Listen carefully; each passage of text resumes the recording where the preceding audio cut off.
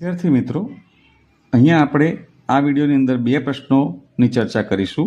એમાં પહેલો પ્રશ્ન છે કે 20 અવલોકનોનો મધ્યક 38 છે.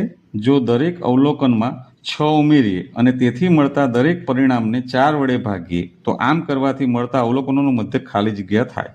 એટલે વિદ્યાર્થી મિત્રો આપણે મધ્યક એટલે કે x બાર શોધવાનો છે. હવે વિદ્યાર્થી મિત્રો અહીંયા આગળ જે પણ આપણે વર્ણન કર્યું છે એ બધી જ પ્રક્રિયા અવલોકનો પર કરવામાં આવી છે. 20 અવલોકનોનો મધ્યક આપણને આપ્યો છે 38 અને 20 અવલોકનમાં એટલે દરેક અવલોકનમાં 6 ઉમેરવામાં આવે છે, બરાબર, અને પછી એને 4 વડે ભાગવામાં આવે છે, બરાબર છે. તો અહીંયા આગળ જે પ્રક્રિયા અવલોકન પર થાય એ જ પ્રક્રિયા આપેલા મધ્યક પર પણ થાય એવો મધ્યકનો અગત્યનો ગુણધર્મ છે. તો હવે અવલોકનોની અંદર 6 ઉમેરવામાં આવે છે, બરાબર છે. તો અવલોકનોની અંદર 6 ઉમેરવામાં આવે એટલે કે મધ્યકની અંદર પણ 6 ઉમેરવામાં આવે. તો મધ્યક આપણને 38 આપ્યો છે, એમાં આપણે 6 ઉમેરીશું. હવે જે પરિણામ મળે અવલોકનોની અંદર 6 ઉમેરવાથી એને 4 વડે ભાગવામાં આવે છે. તો આપણે મધ્યકની અંદર 6 ઉમેર્યા અને હવે જે પરિણામ મળશે એને આપણે કેટલા વડે ભાગીશું? 4 વડે ભાગીશું.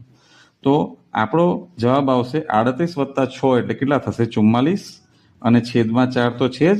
તો 4થી આપણે છેદ ઉડાડીએ તો 11 આવે. તો આપણો સાચો જવાબ થશે 11. હવે વિદ્યાર્થી મિત્રો આપણે બીજા પ્રશ્નની ચર્ચા કરીએ. બીજા પ્રશ્નની અંદર આપણને એવું કહેવામાં આવ્યું છે કે કોઈ માહિતી માટે બહુલક 15 છે અને x બાર પણ 15 છે, તો મધ્યસ્થ કેટલો થાય? બરાબર છે. તો જ્યારે પણ વિદ્યાર્થી મિત્રો મધ્યક, અહીંયા આગળ આપણને બહુલક આપ્યું છે, બહુલક મધ્યક સમાન હોય તો તેનો મધ્યસ્થ પણ એટલો જ થાય. એટલે આપણો જવાબ થશે 15.